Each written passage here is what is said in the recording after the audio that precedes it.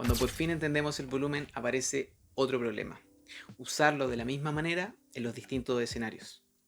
Un mismo volumen, la misma cantidad de contratos, puede significar cosas completamente distintas dependiendo si es una tendencia, una zona clave, un rango o dependiendo del horario en el que aparezca. Y ahí es donde muchos traders fallan.